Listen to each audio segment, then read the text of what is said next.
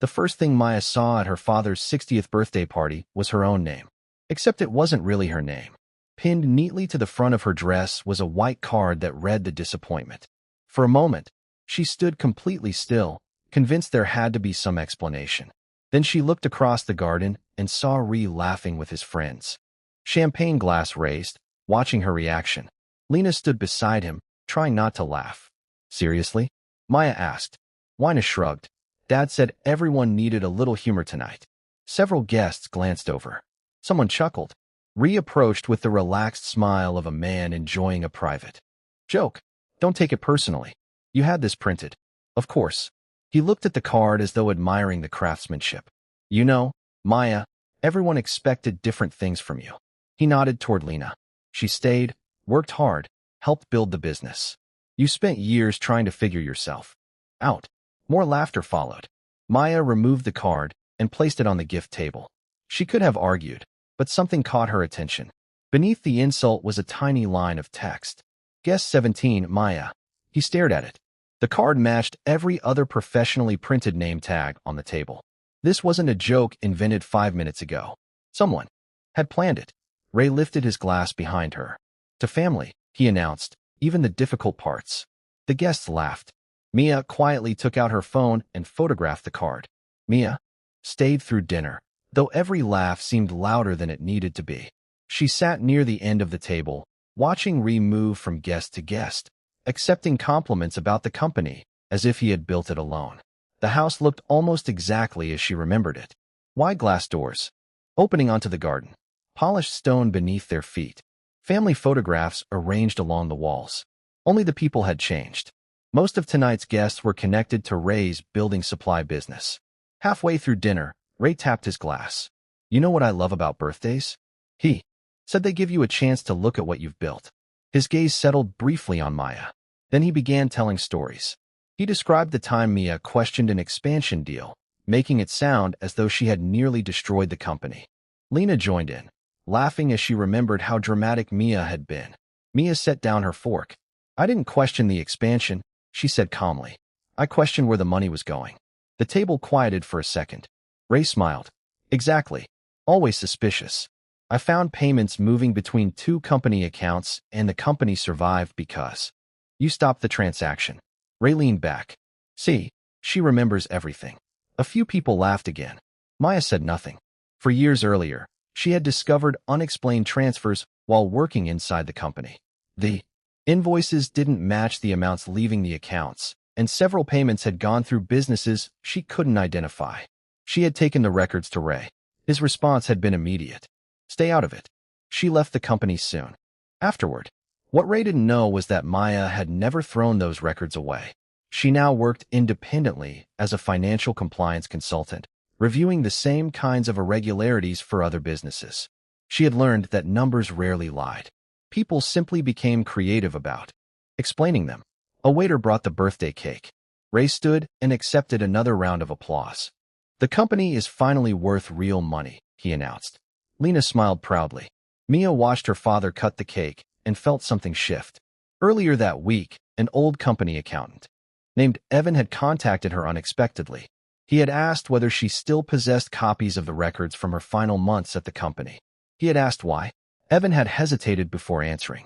Because the same kind of payments are happening again. Now he was talking about the company's value, Lena's role, and an upcoming expansion. Mia looked around the table. Nobody seemed worried.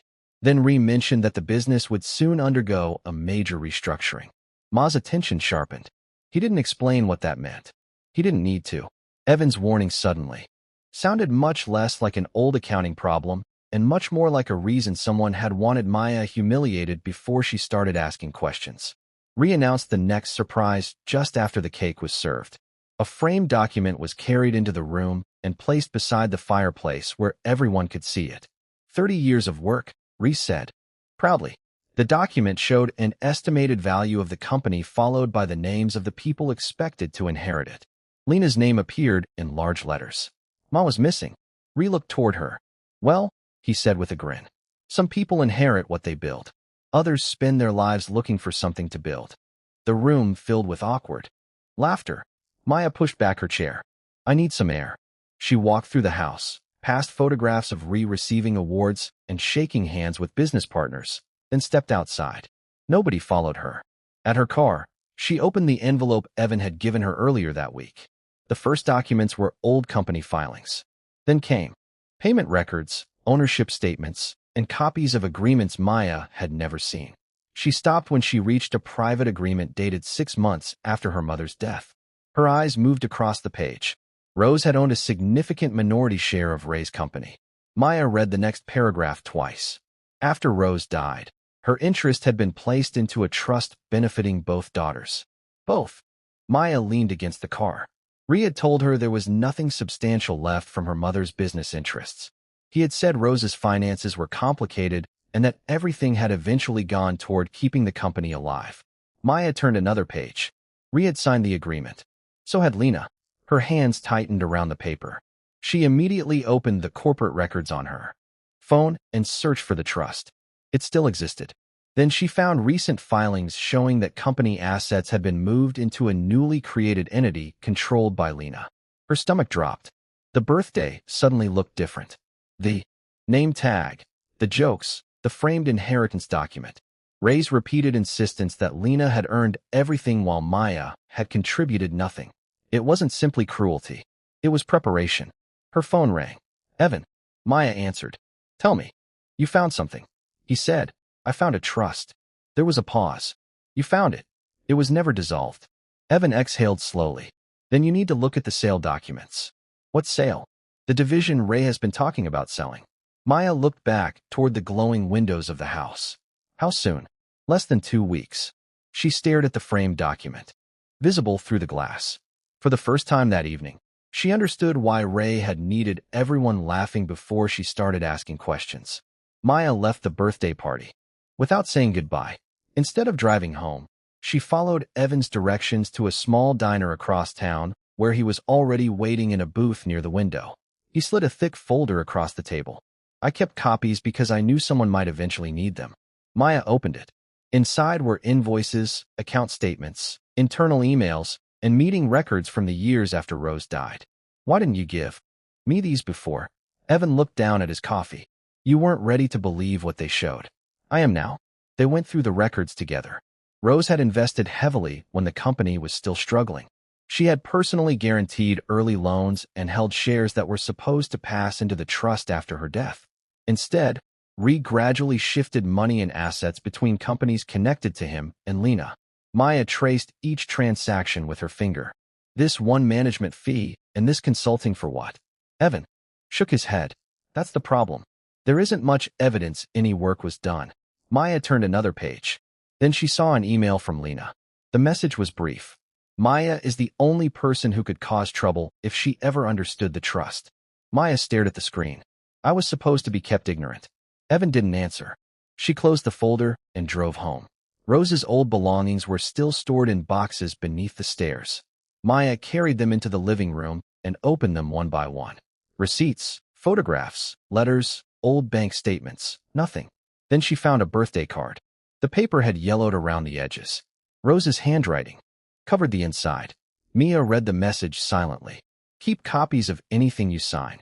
She remembered her mother's habit of keeping duplicate documents in separate places. At the time, Mia had thought it was simply caution. Now, it felt deliberate. The following afternoon, she sat across from Sarah, a lawyer Evan recommended. Sarah listened without interrupting while Maya explained everything. When she finished, Sarah opened the folder and examined the trust agreement. This was never properly accounted for. What does that mean? It means we need the records Ree should have provided you. Maya leaned forward. Can he say I gave up my rights? He can say anything. Sarah looked directly at her. Our job is to determine whether he can prove it. Maya handed her the documents. Sarah turned each page carefully. After several minutes, she asked, Do you remember signing anything related to your mother's trust? No. Anything giving up your interest in the company? I signed employment paperwork when I worked there. Do you have copies? Maya nodded. Sarah closed the folder. Then bring every piece of paper you have. Don't throw anything away. Don't contact your father about this yet. Mia reached for her bag. I won't. Sarah stopped her and Maya. Yes. If your family has spent years telling you that you have no rights, that doesn't make it true. Sarah spread Maya's documents across the conference table, arranging them by date. She worked without rushing, comparing signatures, payment records, trust statements, and corporate filings. After nearly an hour, she pulled one document toward Maya. This is the important one. Maya recognized the company letterhead immediately. I've never seen that version. Sarah pointed to the final page. It says you surrendered any future claim against the company. Maya frowned. I didn't sign that. You signed something when you worked there? Yes. An employment agreement. Salary, benefits, responsibilities. Nothing like this. Sarah placed the document beside it. The signature looks similar. Maya stared at the page. It is similar, but I don't remember signing it. Sarah turned to the date. This was executed 3 weeks after you left. Maya looked up. I wasn't even working there. Where were you?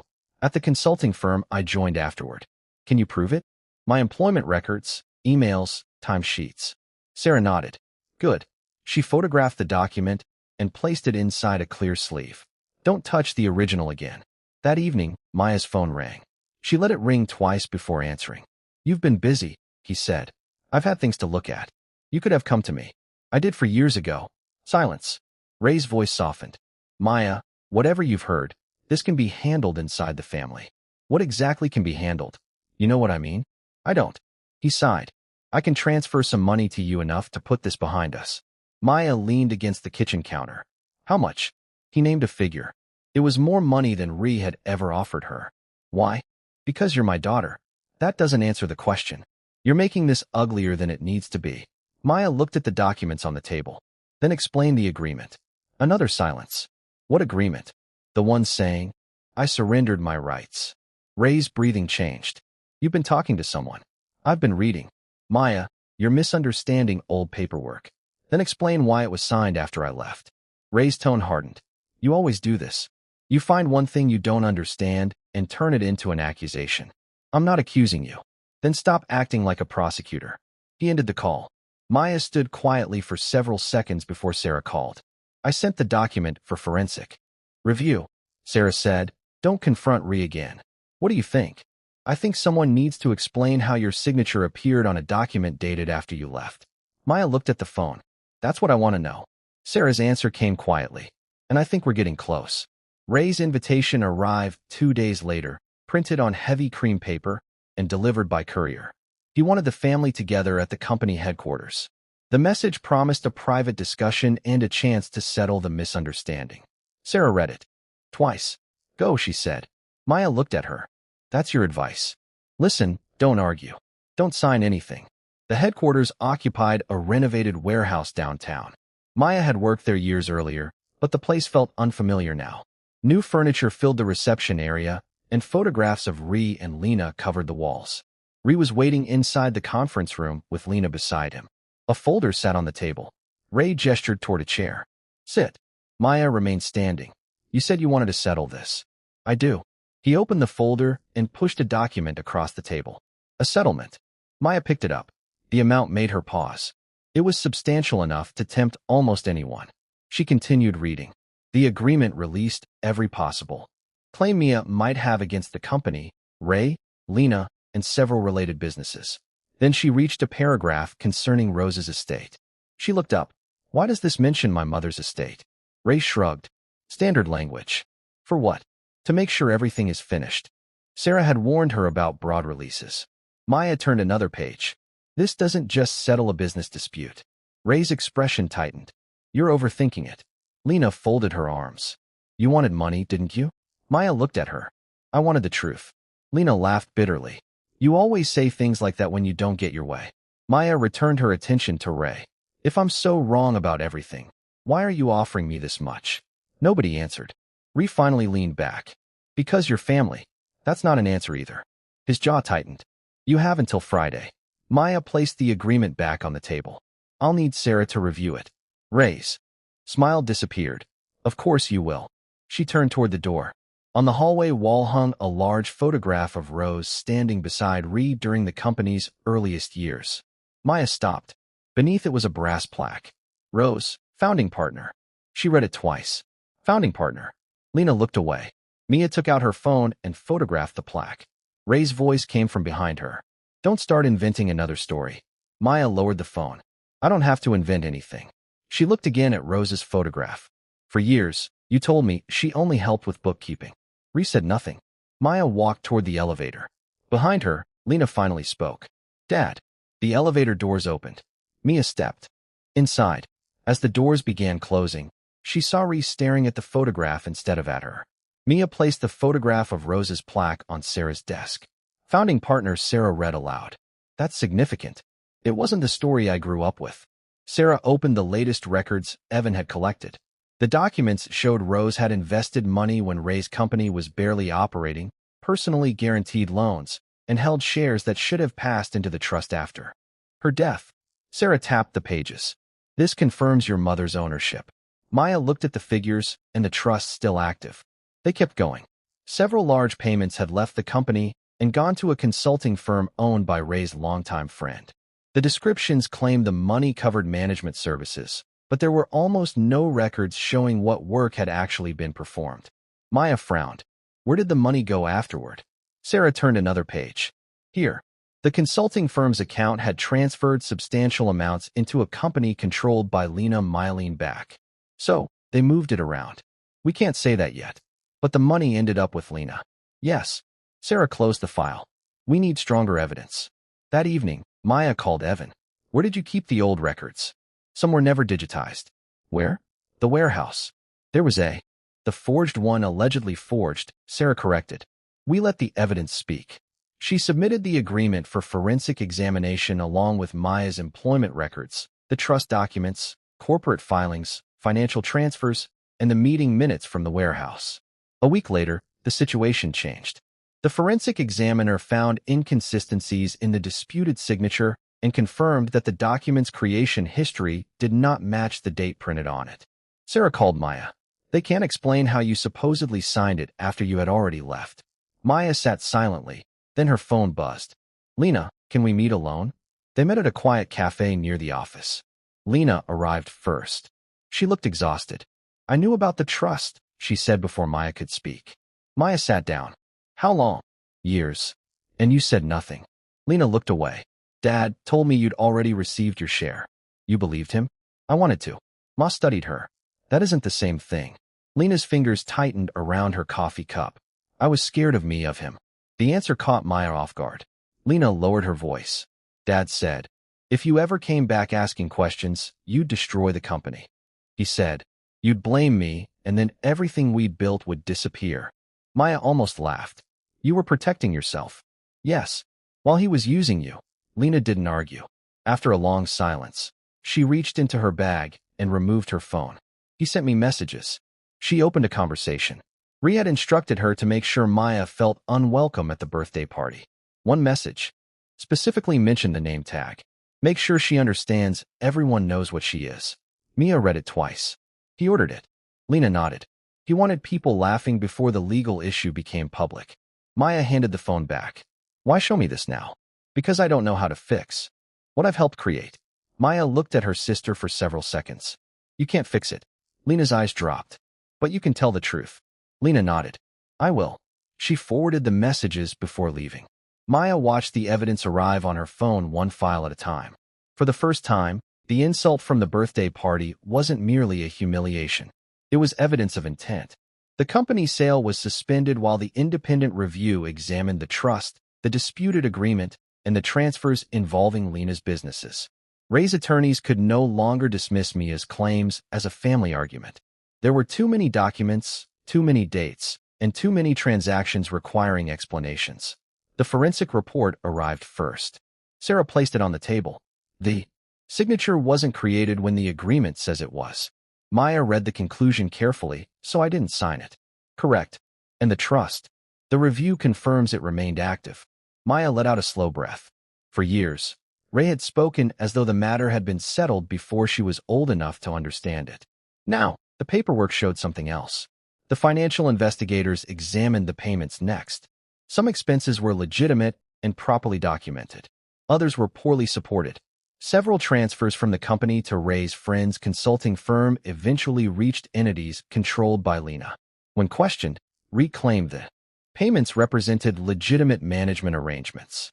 The investigators asked for contracts, Invoices, work records, and approvals. Several could not be produced. Lena surrendered additional records after agreeing to cooperate. One afternoon, Maya sat across from Sarah as she reviewed the final settlement proposal. "They're offering repayment into the trust," Sarah said. "They'll also cover your legal expenses." "How much?" Sarah gave her the figure. Maya looked at the page without smiling. "Does this include the disputed agreement?" "Yes, there's a separate payment connected to that issue.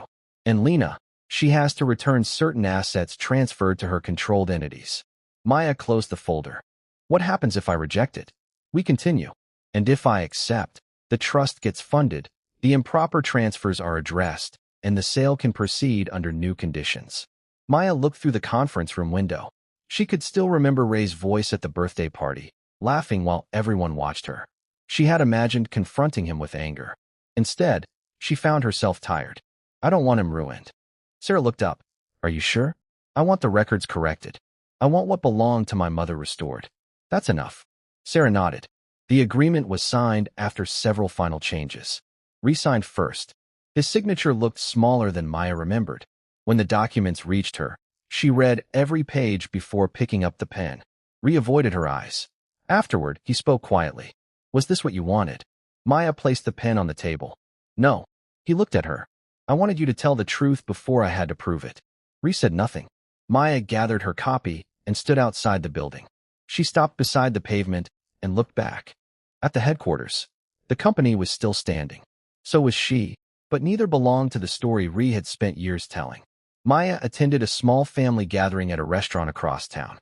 There were no banners, no speeches, and no white cards waiting to embarrass anyone. Ree had chosen the place because he no longer hosted large events at the house. The company had been restructured. The trust had been properly funded, the disputed transfers resolved, and the money owed to Maya had been returned. She had no interest in taking a position inside the business again. Instead, she and Evan opened a small compliance firm together. Their first office was modest. 2 desks, a printer that jammed whenever they were in a hurry, and a window overlooking a busy street. Maya preferred it that way. Lena remained distant. They spoke occasionally, carefully, avoiding promises about becoming close again. Some damage didn't disappear simply. Because the paperwork had been corrected, Ray's messages became less frequent. One afternoon, Maya received a short text from him. "Did you receive the final trust statement?" She stared at it before replying. If nothing followed that evening, while clearing an old drawer at home, Maya found the photograph she had taken at the birthday party.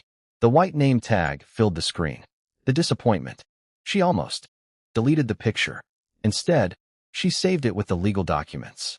Not because she wanted to relive that night, because the photograph captured the moment everything changed. Ree had wanted the room to laugh at her before anyone questioned his version of the family. He had expected humiliation to make her smaller. Instead, it had made her look closer. The next week, Maya met a new client at the office. He introduced himself nervously and explained that his family-owned company had no proper financial controls. Maya listened, then opened a notebook. "Start with every account," she said. "Nothing gets ignored because someone says it's a family matter." The man nodded. "What's your name? Why? And your role?" She looked at the papers in front of her. Financial compliance. There was no joke attached to it. No audience waiting to laugh. No relative deciding what the word meant. Just her name and the work she had chosen. For years, her family had tried to define her with a single word. Now, when someone asked who she was, Maya didn't need their approval to answer.